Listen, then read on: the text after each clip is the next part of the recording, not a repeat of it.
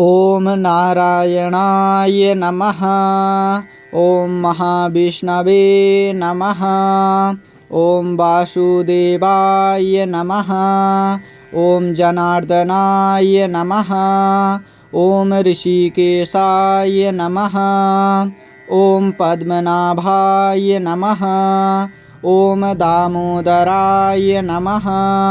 ॐ गोविन्दाय नमः। ॐ केशवाय नमः। ॐ माधवाय नमः। ॐ मधुसूदनाय नमः।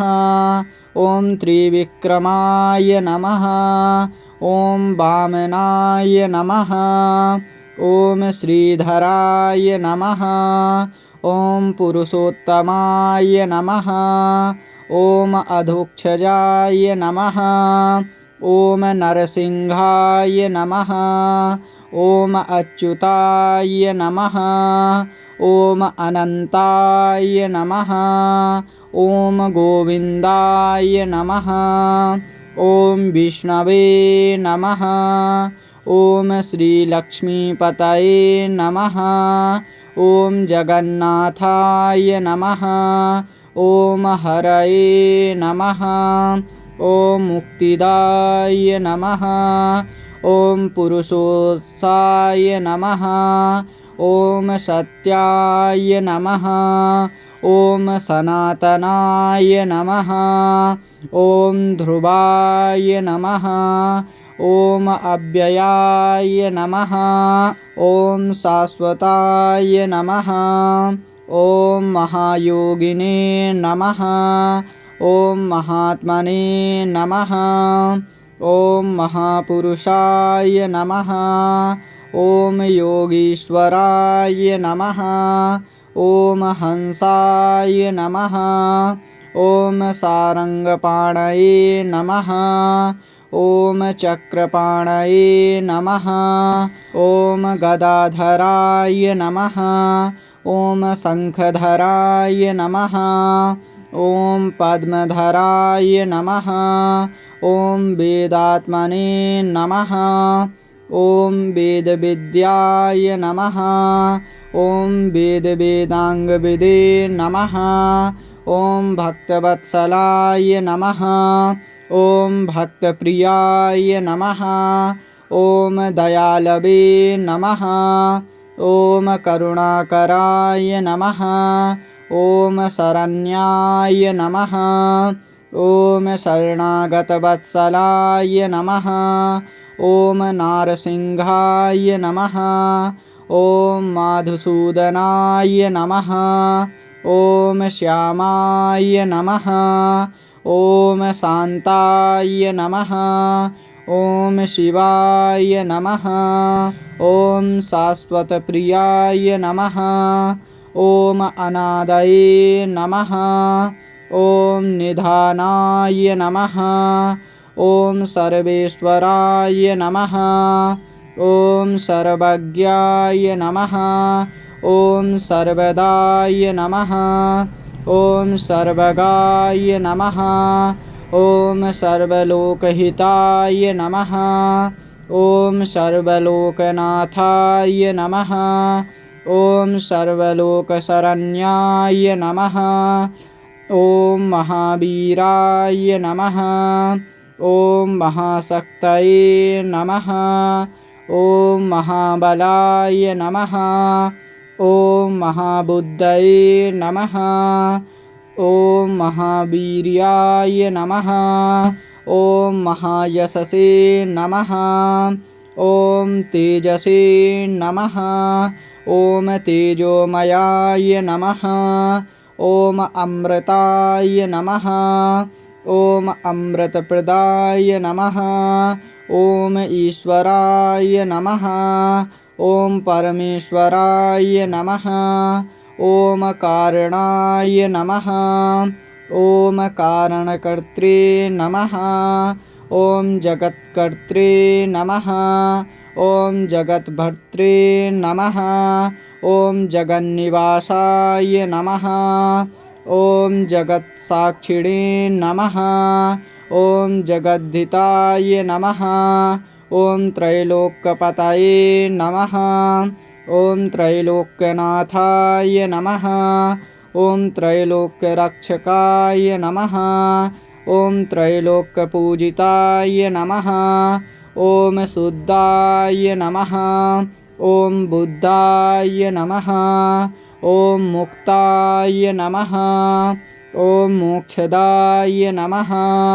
ॐ भक्तिमुक्तिप्रदाय नमः। ॐ धर्मरक्षकाय नमः। ॐ धर्मात्मने नमः। ॐ धर्मपालाय नमः। ॐ धर्मसंस्थापकाय नमः। ॐ नारायणप्रियाय नमः। ॐ लक्ष्मीनाथाय नमः। ॐ श्रीनिवासाय नमः। ॐ श्रीवत्सधारिणे नमः। ॐ श्रीपतये नमः। ॐ श्रीधराय नमः। ॐ श्रीकराय नमः। ॐ श्रीदाय नमः। ॐ श्रीवल्लभाय नमः। ॐ श्रीमते नमः। ॐ श्रीनारायणाय नमः। ॐ नारायणाय नमः। ॐ महाविष्णवे नमः। ॐ वासुदेवाय नमः। ॐ जनार्दनाय नमः। ॐ ऋषिकेशाय नमः। ॐ पद्मनाभाय नमः। ॐ दामोदराय नमः। ॐ गोविन्दाय नमः। ॐ केशवाय नमः। ॐ माधवाय नमः। ॐ मधुसूदनाय नमः। ॐ त्रिविक्रमाय नमः। ॐ वामनाय नमः। ॐ श्रीधराय नमः। ॐ पुरुषोत्तमाय नमः। ॐ अधोक्षजाय नमः। ॐ नरसिंहाय नमः। ॐ अच्युताय नमः। ॐ अनन्ताय नमः। ॐ गोविन्दाय नमः। ॐ विष्णवे नमः। ॐ श्रीलक्ष्मीपतये नमः। ॐ जगन्नाथाय नमः। ॐ हरये नमः। ॐ मुक्तिदाय नमः। ॐ पुरुषोत्साय नमः। ॐ सत्याय नमः। ॐ सनातनाय नमः। ॐ ध्रुवाय नमः। ॐ अव्ययाय नमः। ॐ शाश्वताय नमः। ॐ महायोगिने नमः। ॐ महात्मने नमः। ॐ महापुरुषाय नमः। ॐ योगीश्वराय नमः। ॐ हंसाय नमः। ॐ सारंगपाणये नमः। ॐ चक्रपाणये नमः। ॐ गदाधराय नमः। ॐ शंखधराय नमः। ॐ पद्मधराय नमः। ॐ वेदात्मने नमः। ॐ वेदविद्याय नमः। ॐ वेदांगविदे नमः। ॐ भक्तवत्सलाय नमः। ॐ भक्तप्रियाय नमः। ॐ दयालवे नमः। ॐ करुणाकराय नमः। ॐ शरण्याय नमः। ॐ शरणागतवत्सलाय नमः। ॐ नारसिंहाय नमः। ॐ मधुसूदनाय नमः। ॐ श्यामाय नमः। ॐ शान्ताय नमः। ॐ शिवाय नमः। ॐ शाश्वतप्रियाय नमः। ॐ अनादये नमः। ॐ निधानाय नमः। ॐ सर्वेश्वराय नमः।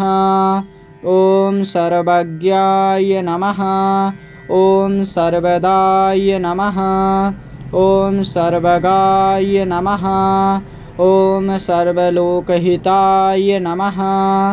ॐ सर्वलोकनाथाय नमः। ॐ सर्वलोकशरण्याय नमः। ॐ महावीराय नमः। ॐ महाशक्तये नमः। ॐ महाबलाय नमः। ॐ महाबुद्धये नमः। ॐ महावीर्याय नमः। ॐ महायशसे नमः। ॐ तेजसे नमः। ॐ तेजोमयाय नमः। ॐ अमृताय नमः। ॐ अमृतप्रदाय नमः। ॐ ईश्वराय नमः। ॐ परमेश्वराय नमः। ॐ कारणाय नमः। ॐ कारणकर्त्रे नमः। ॐ जगत्कर्त्रे नमः। ॐ जगद्भर्त्रे नमः। ॐ जगन्निवासाय नमः। ॐ जगत्साक्षिणे नमः। ॐ जगद्धिताय नमः। ॐ त्रैलोक्यपतये नमः। ॐ त्रैलोक्यनाथाय नमः। ॐ त्रैलोक्यरक्षकाय नमः।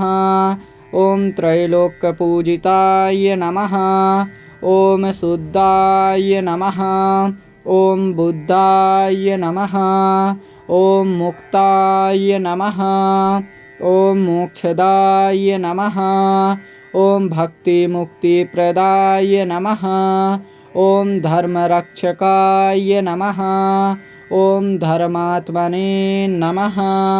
ॐ धर्मपालाय नमः।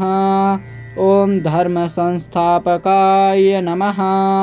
ॐ नारायणप्रियाय नमः। ॐ लक्ष्मीनाथाय नमः।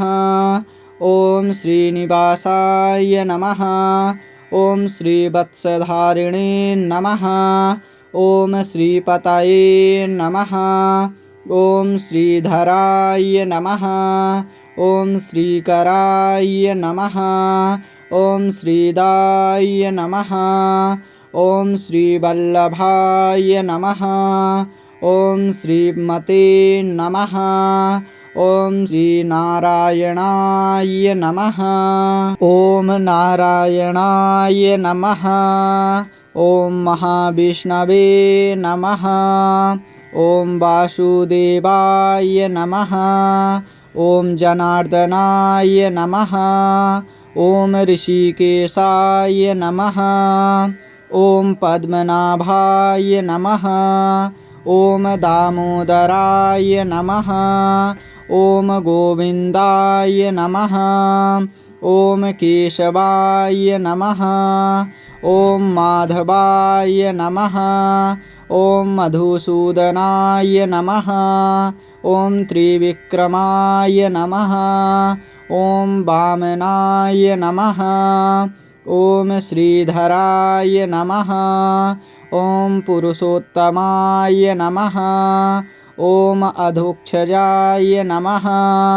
ॐ नरसिंहाय नमः। ॐ अच्युताय नमः। ॐ अनन्ताय नमः। ॐ गोविन्दाय नमः। ॐ विष्णवे नमः। ॐ श्रीलक्ष्मीपतये नमः। ॐ जगन्नाथाय नमः। ॐ हरये नमः। ॐ मुक्तिदाय नमः। ॐ पुरुषोत्साय नमः। ॐ सत्याय नमः। ॐ सनातनाय नमः। ॐ ध्रुवाय नमः। ॐ अव्ययाय नमः। ॐ शाश्वताय नमः। ॐ महायोगिने नमः। ॐ महात्मने नमः। ॐ महापुरुषाय नमः। ॐ योगीश्वराय नमः। ॐ हंसाय नमः। ॐ सारङ्गपाणये नमः। ॐ चक्रपाणये नमः। ॐ गदाधराय नमः। ॐ शङ्खधराय नमः। ॐ पद्मधराय नमः। ॐ वेदात्मने नमः। ॐ वेदविद्याय नमः। ॐ वेदाङ्गविदे नमः। ॐ भक्तवत्सलाय नमः। ॐ भक्तप्रियाय नमः। ॐ दयालवे नमः। ॐ करुणाकराय नमः। ॐ शरण्याय नमः। ॐ शरणागतवत्सलाय नमः। ॐ नारसिंहाय नमः। ॐ मधुसूदनाय नमः। ॐ श्यामाय नमः। ॐ शान्ताय नमः। ॐ शिवाय नमः। ॐ शाश्वतप्रियाय नमः। ॐ अनादये नमः। ॐ निधानाय नमः। ॐ सर्वेश्वराय नमः। ॐ सर्वज्ञाय नमः। ॐ सर्वदाय नमः। ॐ सर्वगाय नमः। ॐ सर्वलोकहिताय नमः। ॐ सर्वलोकनाथाय नमः। ॐ सर्वलोकशरण्याय नमः। ॐ महावीराय नमः। ॐ महाशक्तये नमः। ॐ महाबलाय नमः। ॐ महाबुद्धये नमः। ॐ महावीर्याय नमः। ॐ महायशसे नमः। ॐ तेजसे नमः। ॐ तेजोमयाय नमः। ॐ अमृताय नमः। ॐ अमृतप्रदाय नमः। ॐ ईश्वराय नमः। ॐ परमेश्वराय नमः। ॐ कारणाय नमः। ॐ कारणकर्त्रे नमः। ॐ जगत्कर्त्रे नमः। ॐ जगद्भर्त्रे नमः। ॐ जगन्निवासाय नमः।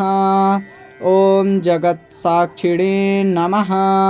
ॐ जगद्धिताय नमः। ॐ त्रैलोक्यपतये नमः। ॐ त्रैलोक्यनाथाय नमः। ॐ त्रैलोक्यरक्षकाय नमः। ॐ त्रैलोक्यपूजिताय नमः। ॐ शुद्धाय नमः। ॐ बुद्धाय नमः। ॐ मुक्ताय नमः। ॐ मोक्षदाय नमः। ॐ भक्तिमुक्तिप्रदाय नमः। ॐ धर्मरक्षकाय नमः। ॐ धर्मात्मने नमः। ॐ धर्मपालाय नमः। ॐ धर्मसंस्थापकाय नमः। ॐ नारायणप्रियाय नमः। ॐ लक्ष्मीनाथाय नमः। ॐ श्रीनिवासाय नमः। ॐ श्रीवत्सधारिणे नमः। ॐ श्रीपतये नमः। ॐ श्रीधराय नमः। ॐ श्रीकराय नमः। ॐ श्रीदाय नमः। ॐ श्रीवल्लभाय नमः।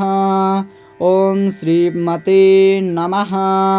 ॐ श्रीनारायणाय नमः।